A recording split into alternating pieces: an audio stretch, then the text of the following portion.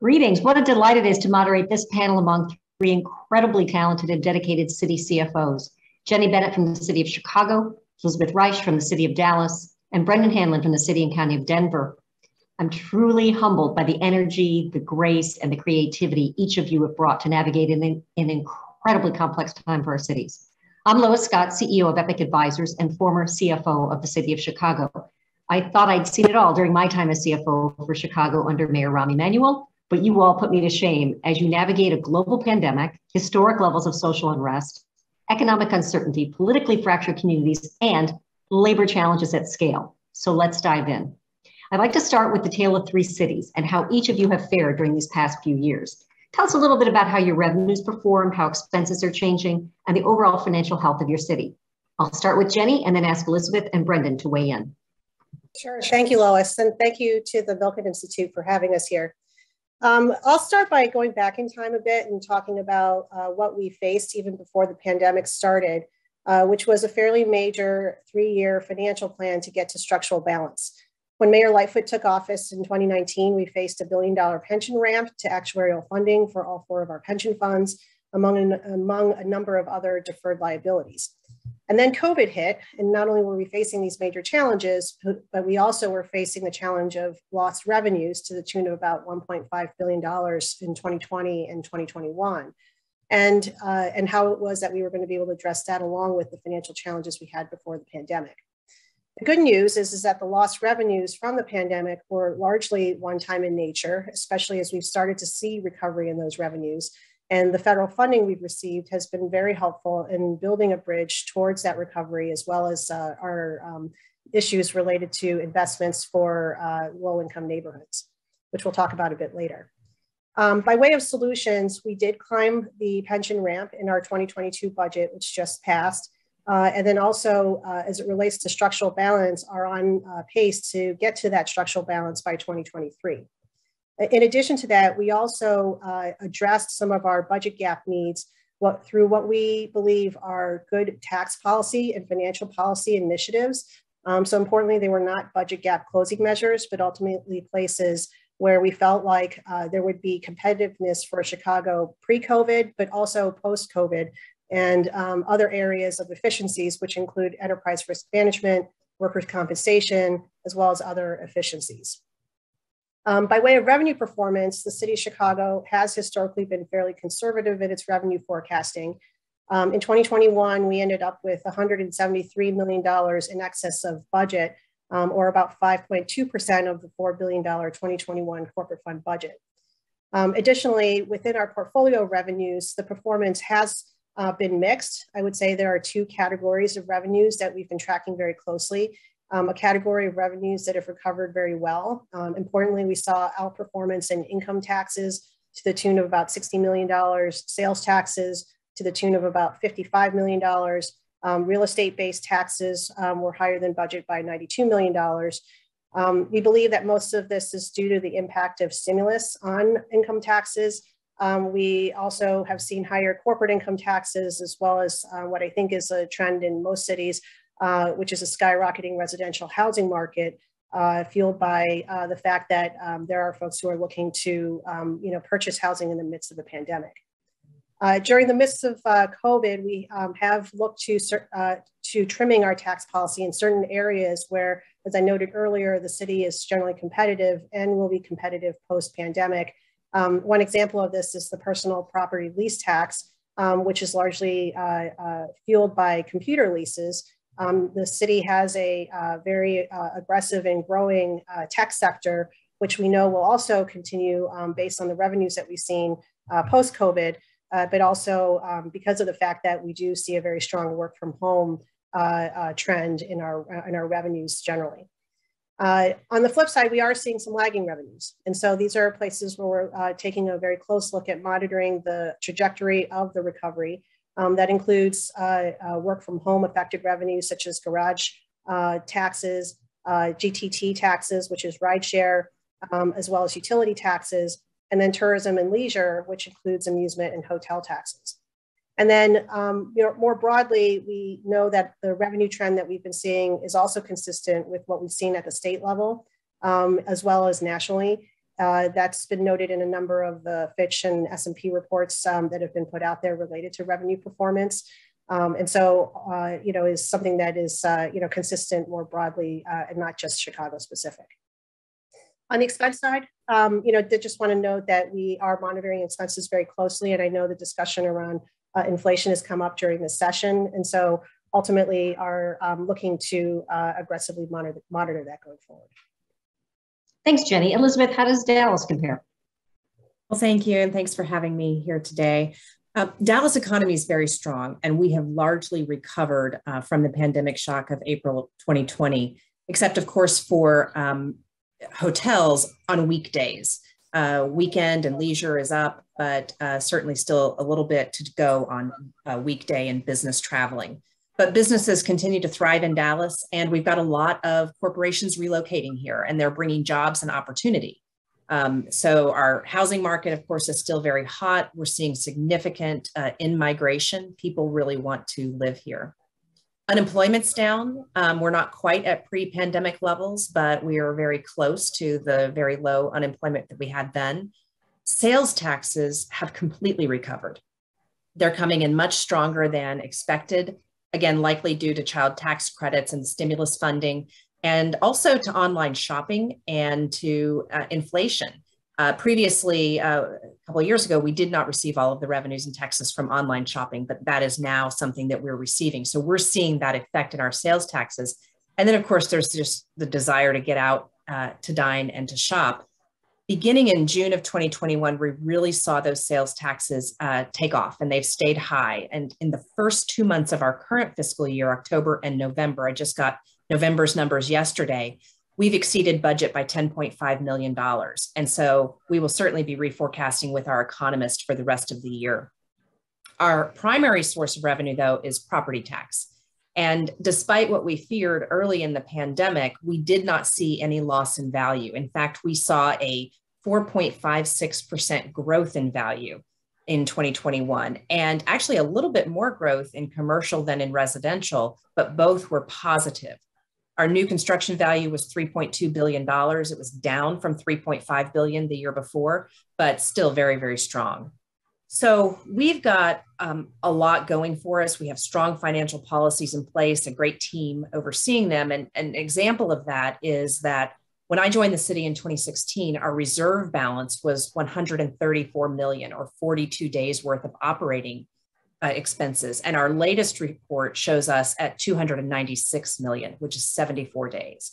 So very strong financial footing. On the expense side, we were in budget preparation mode when COVID hit. And so we, of course, made immediate cuts to our expenses to get us through. But in terms of services, we did not reduce services during the pandemic. We had some initial interruptions, and certainly we had to adjust to the hybrid environment, but we did not cut services. And I think that was really important for the community. And of course, and as Jenny already mentioned, the more than $800 million that the city of Dallas received from the federal government helped. And it helped us manage through the last 2 years. But money alone doesn't cut it. And more important is how you invest that money. And we moved quickly to establish a framework focused first on immediate needs and then on more strategic regional partnerships and big swings. With the Coronavirus Relief Fund, our expenses were for, of course, testing and later vaccinations, PPE, safe shelter for our homeless population, rental assistance, small business and nonprofit assistance, those immediate needs. With the ARPA funding that we've received, we're still focused on health and safety, but we've gone a little bit beyond that now on these strategic areas. We're bringing water and sewer to unserved areas of the city. We're funding water and sewer to incentivize affordable housing. We're funding housing preservation in qualified census tracts, a major partnership with the county and the school districts for bridging the digital divide, and another major partnership for rapid rehousing services for the homeless. And importantly, from ARPA, all of our revenue replacement money is going toward one-time infrastructure and economic development initiatives rather than ongoing operational expenses. Going forward, we've identified key transformational projects that we will seek infrastructure bill funding for. So some that we've already talked about: transportation, water, broadband, but also cybersecurity and continuity of operations, and climate and resilience. I certainly don't want to sugarcoat that the pandemic has been very disruptive and for many members of the community. It's been, of course, a deadly situation for some and economically devastating for others. We continue to distribute rental assistance and fund many other social services, such as food assistance and mental health care. But overall, Dallas is in a strong position and making strategic decisions, and that makes me excited for the future. Okay, so Brendan, you're halfway between Dallas and Chicago. Tell us about whether your finances are the middle as well. I think you're going to hear first. Good morning or afternoon, depending on where you are across the country. Thank you for having us. It's been a great experience all this morning. So thanks for having me. I think my Denver's experience falls somewhere in between Chicago and Dallas. No surprise. We have a $1.5 billion general fund budget, or did before the pandemic. We are very dependent on sales and use tax, a very strong revenue stream in growth periods and very volatile in a moment like this. We lost $200 million in 2020 and had to close budget gaps primarily through personnel savings. 70% of our expenditure profile is staff.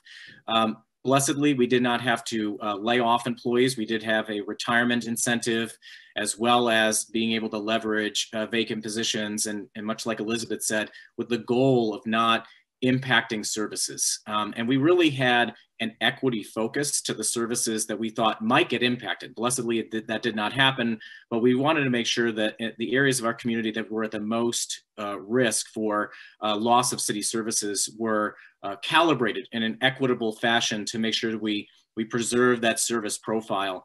It has been a rather incredible 2-year period. It's been the depth of the lows, and now with federal funds, we have so many opportunities for investment.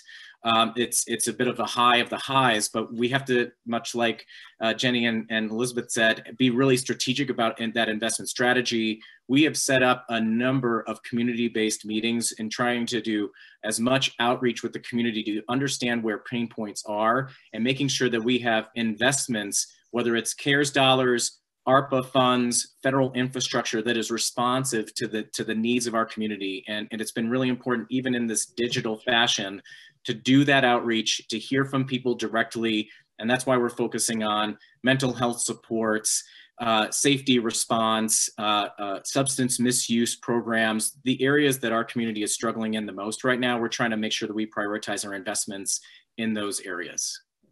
Interesting. So it sounds like all 3 cities are using the pandemic and the changing financial fortunes to really rethink about not just what is being done, but how it's being delivered, which is really exciting to hear. The next topic I'd like to get your thoughts on is the value of downtown real estate and how that's evolving in your city. Do the attractions of downtown overcome people's concerns about crime, desire to work from home, and their healthcare worries? I'm going to hit Elizabeth, then Brendan, then Jenny on this one. Well, thank you for the question, because downtown is the perfect example of Dallas's economic recovery. I'll start with residential because it's performed better than any other sectors downtown. And first, none of our big projects slowed down during the pandemic. We still delivered residential units during the pandemic. We are a top performing multifamily market. And while the numbers aren't final, we project residential properties to close 2021 at a 5.7% vacancy among stabilized properties.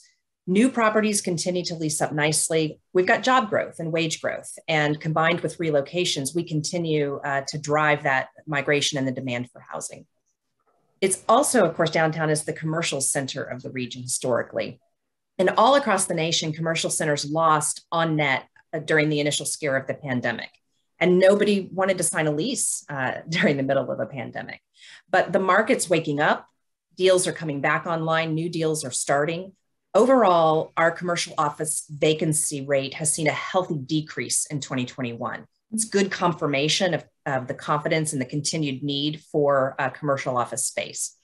The sublet market in downtown saw a sharp increase early in the pandemic, but it flattened by the end of 2020 And in 2021, we saw half of the sublet vacancy lease up. So that's another encouraging signal for our downtown. Downtown Dallas Inc., which is our organization really promoting downtown and working with our PID, they've done a lot of surveying. And what we're finding is that companies are looking for a high amenity zone. You alluded to in your question, they want that high amenity zone. It incentivizes their workers to come back to the office. And certainly, of course, incentivizes residential as well.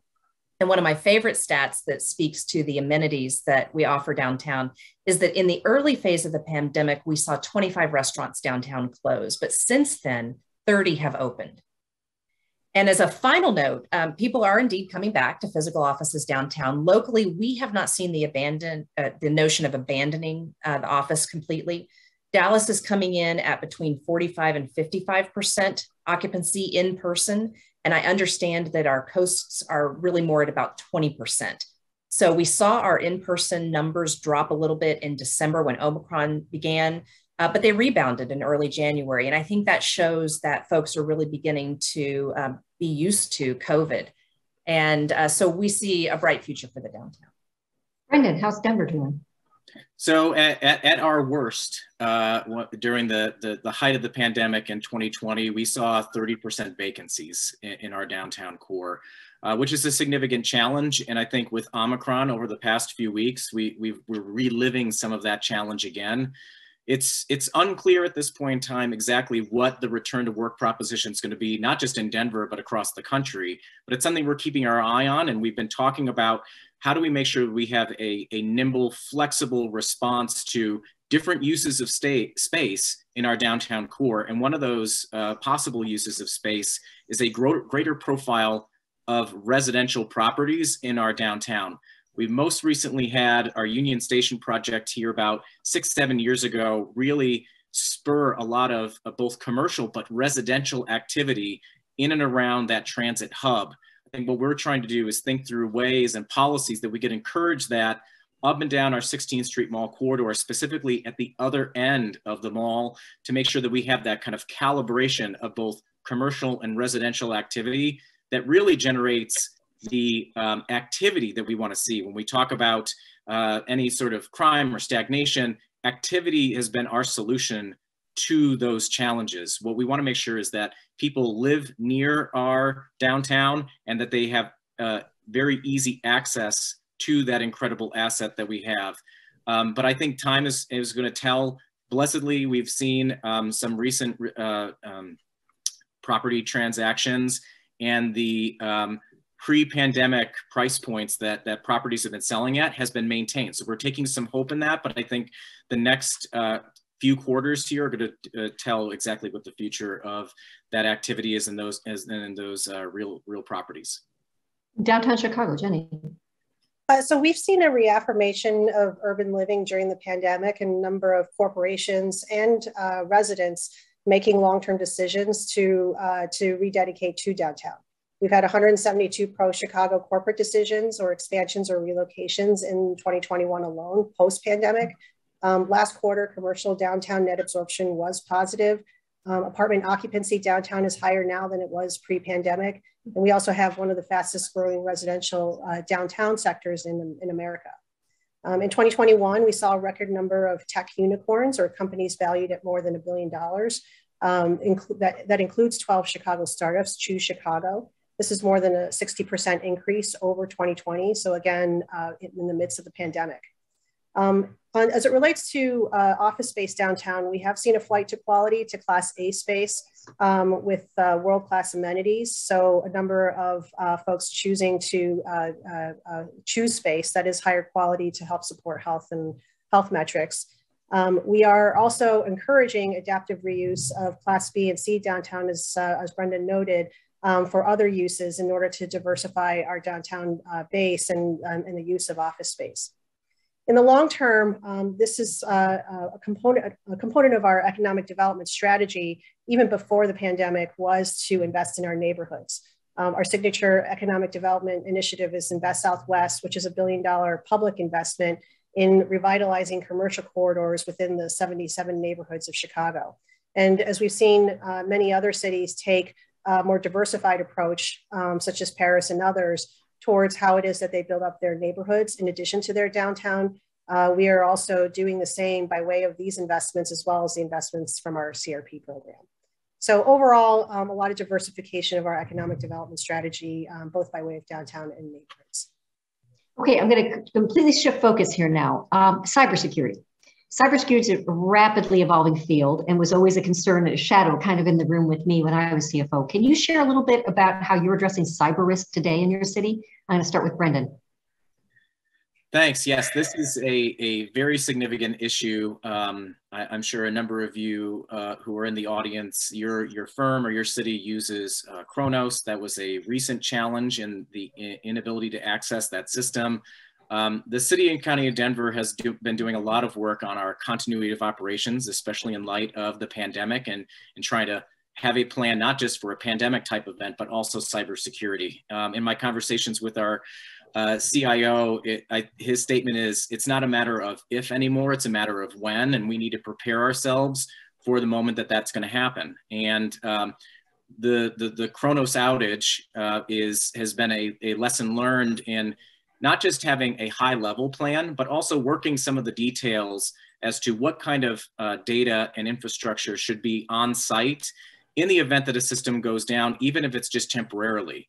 Paying our employees, paying vendors is a really important thing that we do every single day. And with technology, I think sometimes we take that for granted. We don't have the staff of, dozens of employees who transact paper checks any longer. We have very small teams that have been great in terms of generating efficiencies, but those teams can't be singularly relied upon when a system goes out in order to be able to transact payroll or transact vendor payments. So we are going through that process of kind of stress testing our systems, making sure that we have access to some base information that would let us build out some secondary systems that in the event that we were to lose temporarily our systems, we have maybe less efficient systems that we can operate to get us through that transition period. But like I said, unfortunately right now, it's a matter of when a challenge like that might hit a city, not if it will. And doing that preparatory work, even in light of the pandemic, is a really high priority for the Department of Finance and all of our city agencies right now. Elizabeth and Jenny, I noticed your heads bobbing along to some of the stuff Brendan was saying. Anything to add? I could start. Go ahead, Jenny. I was going to say each of our departments has a continuity of operations plan that Brendan noted that outlines how it is that we would operate in a negatively impacted environment, from whether it's people, process, technology, or physical assets. In addition to that, we also have a layered control environment that consistently monitors the total environment, but also any alerts about cybersecurity threats. We have a training process for cybersecurity, but we are about to kick off a more in-depth and robust training process for all city employees. And then probably most importantly, we hired a chief risk officer a couple of years ago who reports directly to the mayor, who has been implementing a formalized ERM process, which we know will help to support some of the potential risk factors that come from cybersecurity. And so just a number of layered ways that we're working to address the issue. I agree completely with my colleagues and what they've talked about, particularly the challenges Brenda mentioned with Kronos. We use a well-recognized cyber framework. It's the NIST Common Security Framework, and we review our maturity and our risks. Got a great chief information security officer who leads us in that area. And so we're identifying gaps and areas where we should place our focus and our resources. I actually supervise, it's in my portfolio, our IT shop. So cybersecurity certainly is something I'm thinking about quite a bit. And we are also establishing, therefore, a regional cyber threat center, working with other entities, including the private sector in our region, to make sure that we're sharing information among the good guys, and so that we can attempt to stay ahead of these cyber criminals who, they're always innovating and challenging us to do that. So while we haven't had any huge issues, as Brenda noted, it's only a matter of time is sort of the tack we're taking. Now, I think one thing important to note is cyber insurance for local governments. We currently have cyber insurance, but it is becoming there's lower coverage, higher premiums, stricter controls. And I think there's going to be a question for cities about whether they'll be able to maintain that insurance. And I'll tell you that with the higher cost, we're considering whether to self-insure from now on. And I think that'll be something going forward. I am encouraged that the infrastructure bill has funding for state and local governments to improve their cybersecurity environments. However, for some of our smaller colleagues, the funding is there for about 5 years. And this is an ongoing issue, and we're all going to have to continue to do it. So we need to be planning our budgets and be prepared to take on that expense when that infrastructure funding runs out, if we're relying on that in the meantime. So let me continue on that. So cybersecurity is definitely in everybody's mind, but crime more at a bigger scale is also on a lot of people's minds lately. And crime has a very significant effect on city finances, as the four of us know firsthand. How has this issue played out in your city? And Jenny, I'm going to start with you.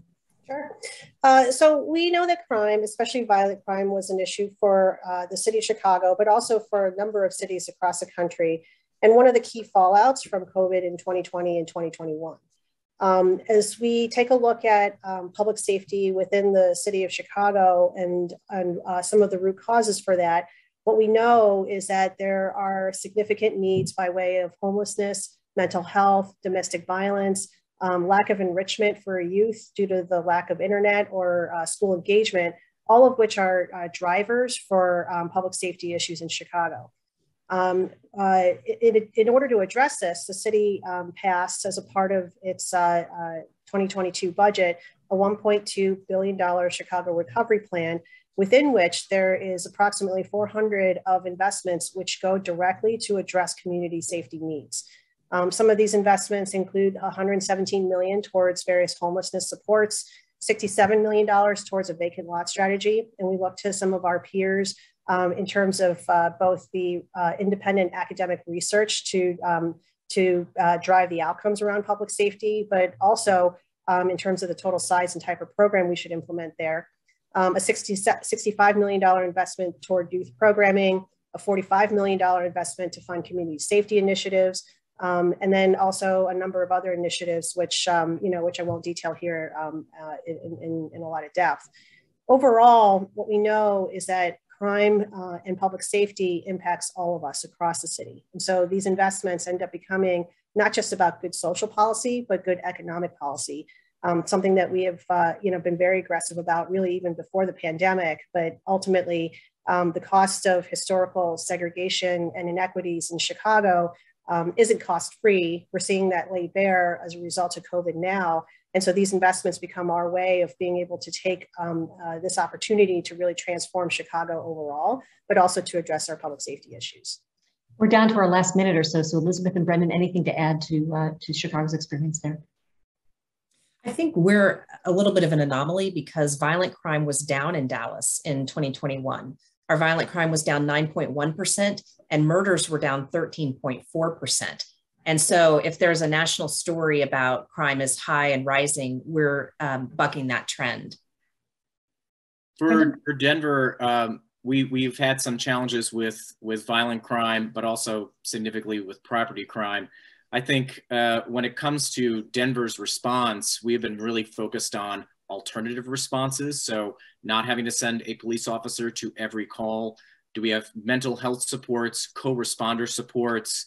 We have a STAR program, which is a non-police response to calls for service. But I will also acknowledge that hiring in the law enforcement area and public safety area has been a particular challenge. And while I started the conversation saying we had to leverage savings in our personnel costs, we now are spending significantly more in that category, not just in public safety, but across all of our city services, especially those operational services, to make sure we maintain adequate staffing to respond to calls for emergencies, as well as just front counter support. So that seems to be the big stressor these days.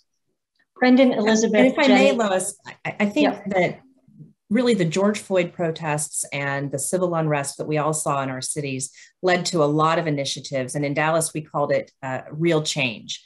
And we did invest in right care teams, for example, going out on behavioral health crises calls and mobile crisis response teams. And so what's leading to the reduction in violent crime, I'm not exactly sure whether it's that or whether it's more law enforcement, but we are certainly putting the resources into public safety, whether it be the law enforcement or other programs. Thanks to each of you, not just for participating today, but for the work you do 24/7 on behalf of our communities. You're an inspiration to us all. Thank you. Thank you.